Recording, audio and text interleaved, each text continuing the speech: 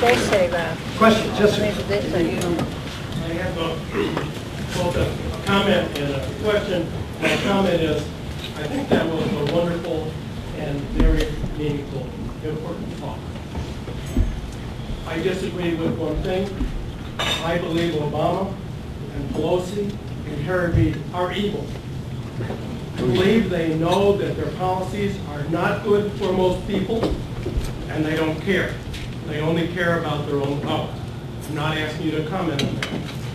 My question is, some of our biggest problems are funding for Social Security and Medicare.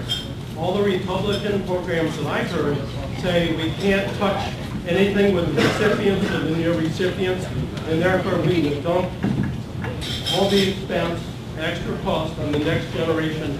People who did not sit by and do nothing while they stole our money and replaced it with meaningless IOUs, or added people to the system who never paid in. The Democrats have a solution, and they passed it. By withholding care from seniors, they'll cut expenses in Medicare, and they'll cut Social Security payments, and these seniors are going to pay for that with our pain and our limited lifestyles and our early death. I reject that solution. Do you have a solution for these problems? On the issue of Medicare and I'd say there's 4 big entitlements we have to deal with. And my singular focus and you heard me talk about this, but my singular focus is to get rid of the most important entitlement that has to be repealed, and that's Obamacare. That will save trillions of dollars. I mean, this idea that we can add $2 trillion in new expenditures over the next 10 years when it's fully implemented, and that will save money. I mean, it's just bizarre that anyone would think that. So we must repeal Obamacare. Second, the second one that is vitally important for the federal government as well as the states is Medicaid. States, as you all are very familiar with, are having huge problems. And Medicaid is, in most states, the biggest nut that they have to deal with. So the easiest thing we can do is to do what I did when I was in the House and then followed up when I was in the Senate. When I was in the House, I was on the Ways and Means Committee. And I helped write, in fact, I was the chairman, ranking member of the subcommittee, so I actually led the committee that wrote the Contract with America Welfare Reform Bill. When I came to the Senate, by a quirk, the chairman of the Finance Committee, Bob Packwood, resigned the week before the bill was supposed to come to the floor.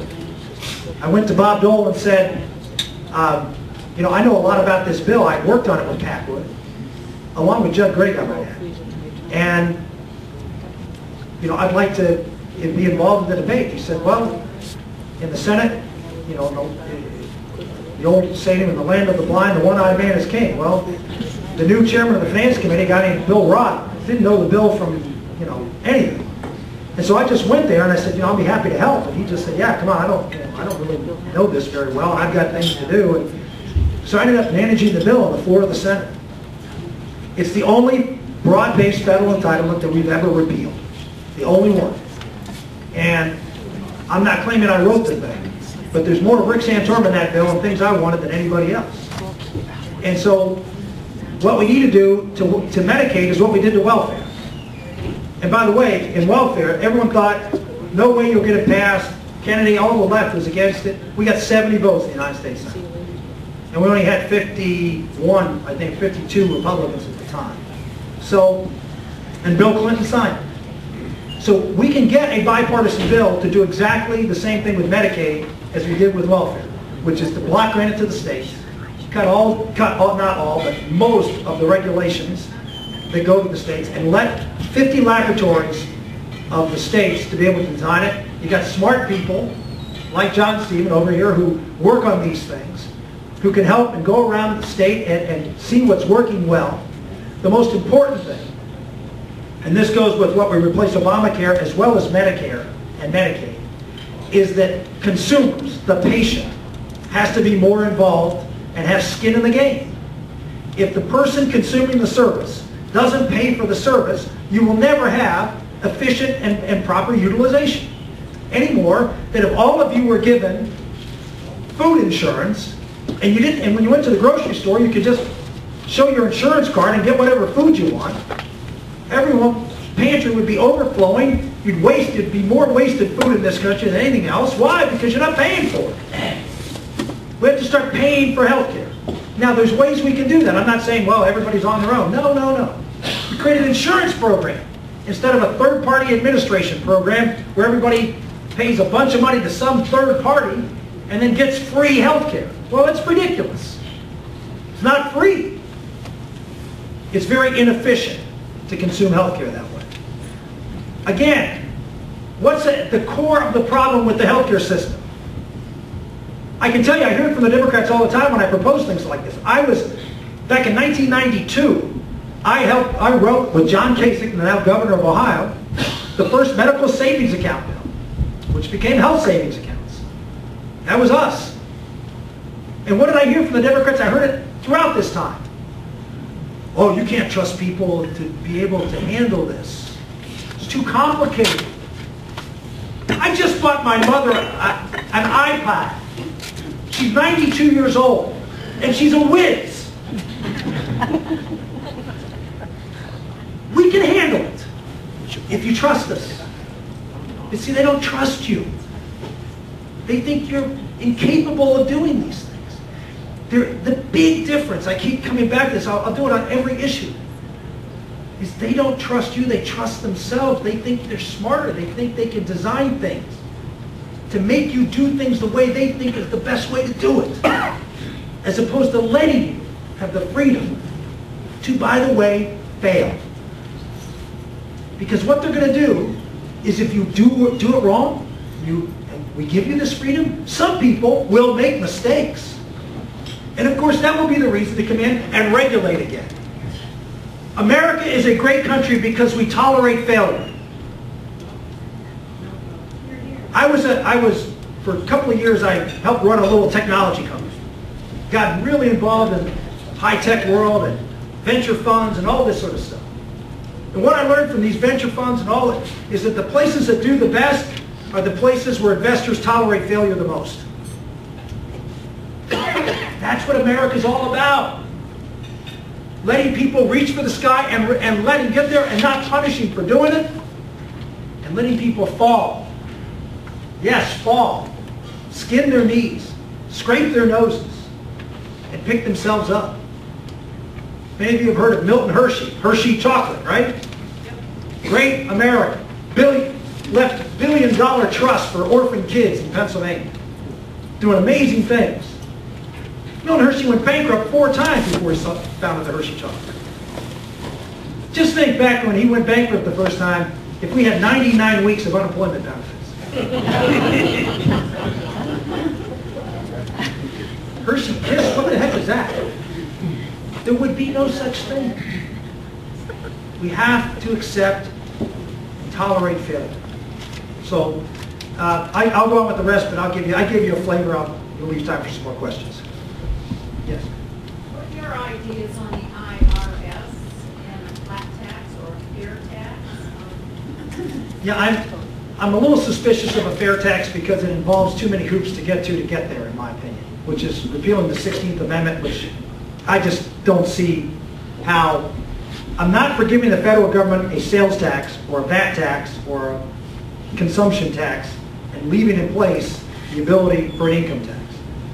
Because I can tell you, the first time we hit a skid, the first thing that's going to happen is, oh, we're only going to impose an income tax on these people here, these really rich people, which is exactly how Wilson sold the income tax in the first place. So it will come back. So you either have to repeal it and replace it. And I just don't see how that happens. And I think we have to look at things that are much more practical to actually be able to accomplish instead of sort of looking for what the perfect system is. I can design lots of perfect systems, but I don't think that's politically realistic to do. I think you take the system we have and try to shape the ideas behind the fair tax, which is a simplified, flatter tax. Something that doesn't have all the special interest provisions in there that are bells and whistles. You know, carrots and sticks to get people to behave the way you want them to behave. And let's just be honest, that's what it is. I served on the Ways and Means Committee, on the Finance Committee.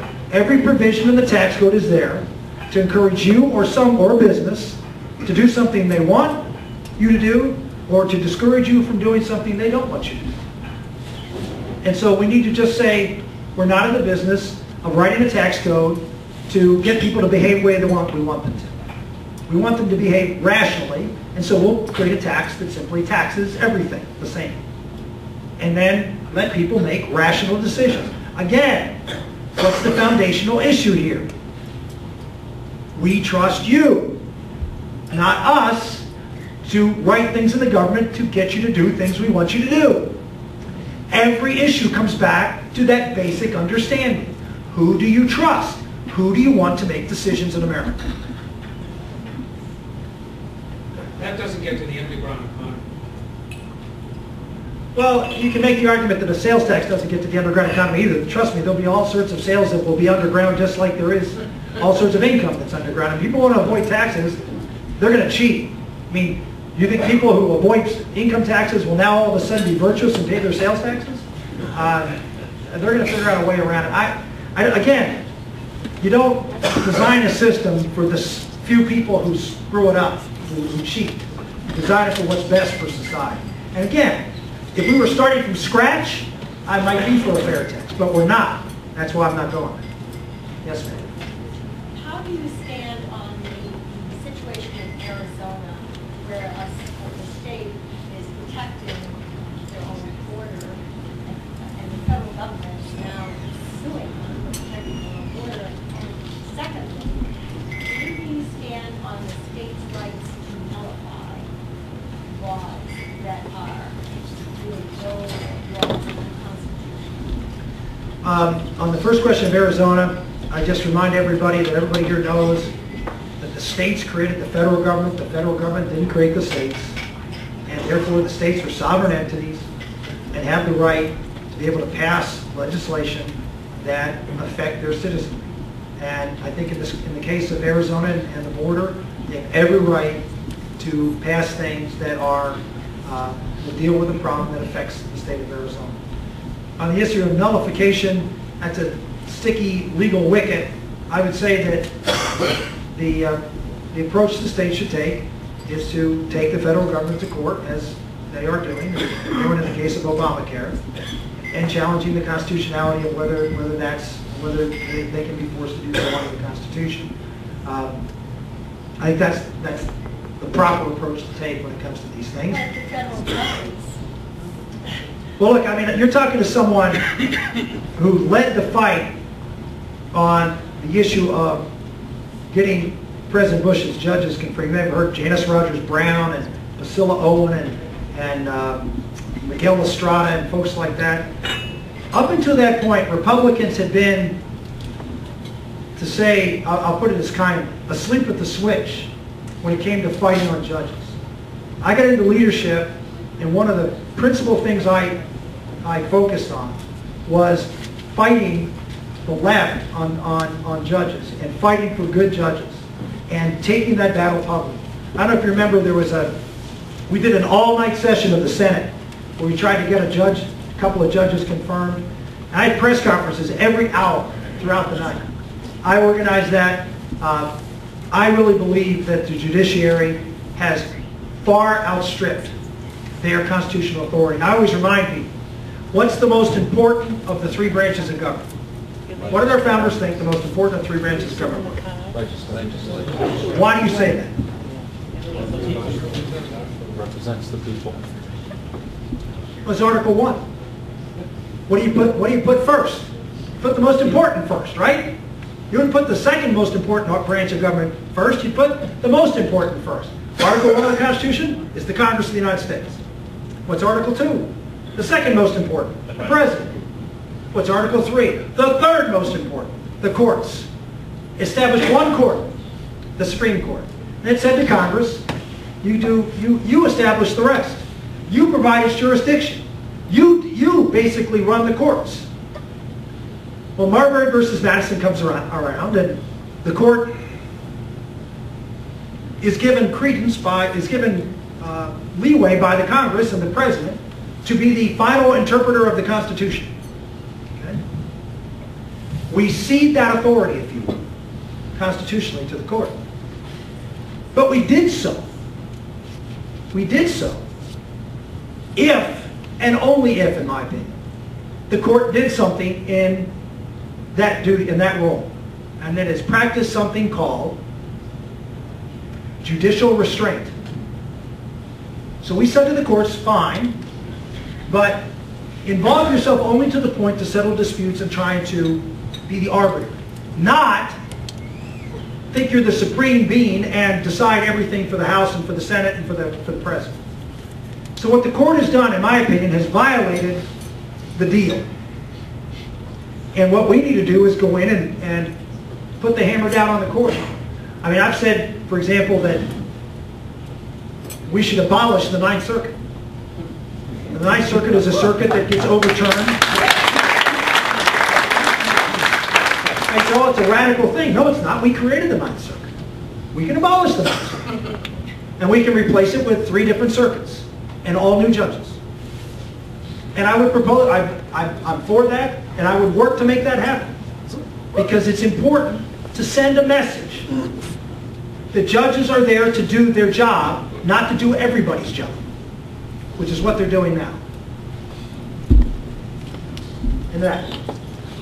Healthcare costs continue to go up. Obamacare was supposed to help, restrain costs and drop costs for a lot of people. Vendor my insurance has gone up dramatically the last year, so that hasn't worked. So, is your goal just to kill it, or come up with something? Kill it, that's it, or kill it, come up with something else, such as tort reform, or being able to buy insurance across state lines, which would lower costs for everybody across the country?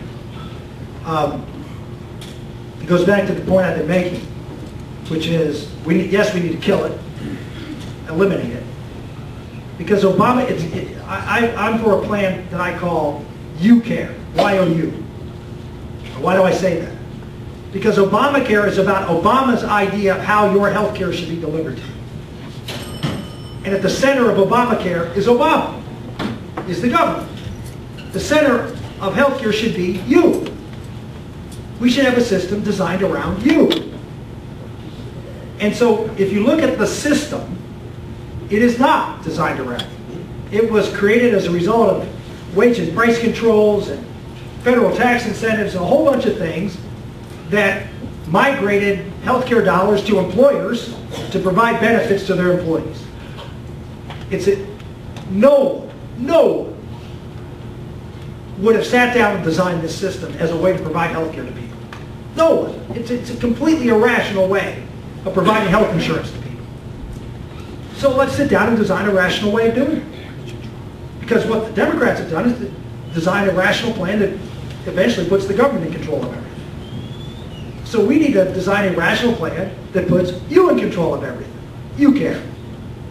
And so we need to change the tax structure so each, and again, rights go to you, dollars go to you. If you want to look at it, whether it's my education plans or health care, a lot of other things, it's getting the government out of the way and having you be the center of where decisions are made. And we can do that by changing the tax code to give every individual the same dollar value spread across the public for health insurance subsidy. If, by the way, we want to do that. If we want a really flat tax, then we don't even have that.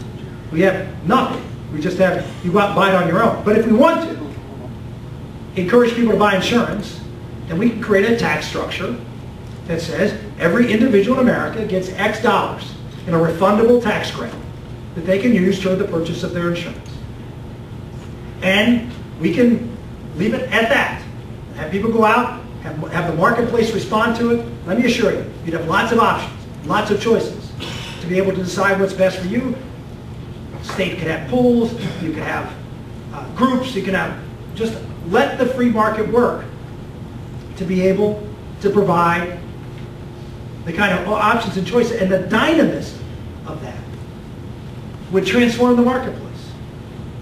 You throw on top of that, if you wanted to, and I certainly would be one who would be open to doing this, to putting, and maybe the states could do this, to have the federal government do it, to have a system that said we will have insurance sold, not third-party administration. In other words, people go out and buy insurance for costly medical care as opposed to ordinary care, as opposed to going to the doctor for routine visits. Those things would not be paid by insurance any more than getting your oil changed is paid by insurance. So we have to change the way we think about it. This is all part of the leadership that would be necessary to move us to that kind of system. It's not an easy one-step process, but it gives you the idea of the direction I would go. And I feel the hook. And I'll take one more question. Good peripheral vision helps. Particularly when you have 7 kids, peripheral vision really helps. Steve, I'll let you close it out. Thank you, Senator. Seeing as we've been working on it for better than 30 years, what's your idea in general on a unified energy policy, and in particular, what's your comments on ethanol and corn-based ethanol and subsidies around? The most important thing we can do after repealing Obamacare for the economy of the country is to ramp up our energy industry. There was a report that came out a couple of weeks ago that said there are 353 energy projects on hold in America that would create over $1 trillion in economic activity if we let them go forward.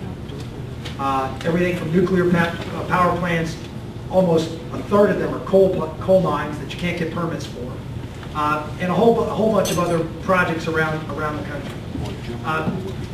Another study that came out and talked about the amount of reserves we have in oil, for example. Do you know what percentage of the oil reserves in this country that we have proved? In other words, that we have geological information to tell us exactly what's there? Anybody know what percentage of what we believe is there that we actually know is there? And from a standpoint of being able to drill it?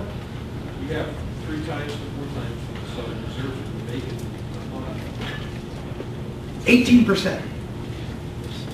What does that mean? 72% of the oil that's underneath America, we have no idea. Well, we have some idea.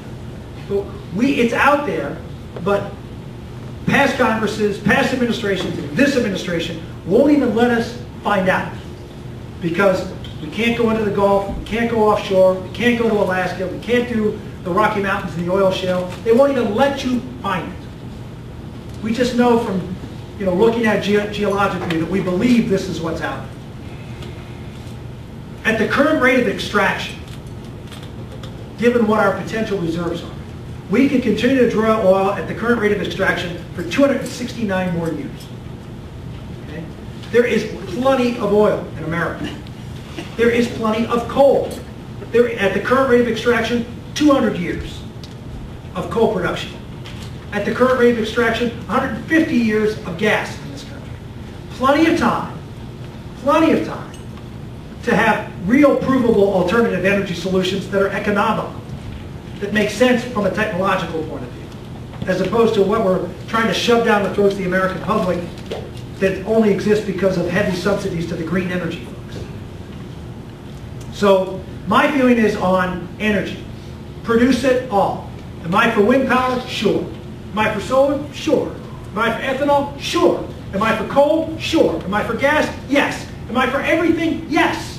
Why? It's in our economic interest to produce as much energy as we can in this country. It creates jobs here, number one. Number two, and I would argue more importantly, particularly when it comes to liquid fuels, I believe what's going on in the Middle East is the tip of the iceberg. We've been talking about foreign policy here tonight, and I know I got the hook coming. But what you're seeing going on in the Arab world, Egypt flipped. People haven't talked about this. Egypt is the largest Arab country. It is by far the most influential. When Pan-Arabism went into place with Nasser, the Middle East changed. And Arab nationalism resulted in these secular governments and authoritarian regimes. Egypt flipped. And what will replace it, what I suspect will replace it, is something run or orchestrated by the Muslim Brotherhood.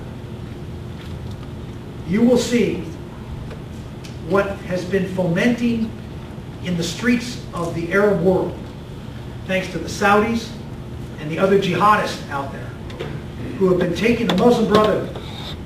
And go back, read Sayyid Qutb, Hassan al-Banna. What did they suggest they do almost a century ago? Get into the schools, get into the mosques, prepare for the day. Educate, shape the minds of the people on the street. And when the opportunity strikes, they'll be ours. When we have a chance to rule, they'll be ours. It's not a surprise to me that in Egypt, 85% of the population believes that if you convert from Islam to Christianity, you should be killed. Now, we just thought Osama bin Laden believed that. No, 85% of Egyptians. The vast majority, of course, in Egypt believe that 9/11 was the Jews, not them, that took down the World Trade Center. What we are facing in the Middle East, and I'll come back and talk about this at length, is a fundamental change. And given the resources of oil in that region, we better have alternatives here. We better produce every drop of liquid fuel we can in this country, because we may not have access to a big pot of it. Now, thank God we'll still have access to Canada and Mexico. But even go and look what's going on in Venezuela, another import place we get oil from. A lot of reports in the last few weeks. I've been writing about it for years.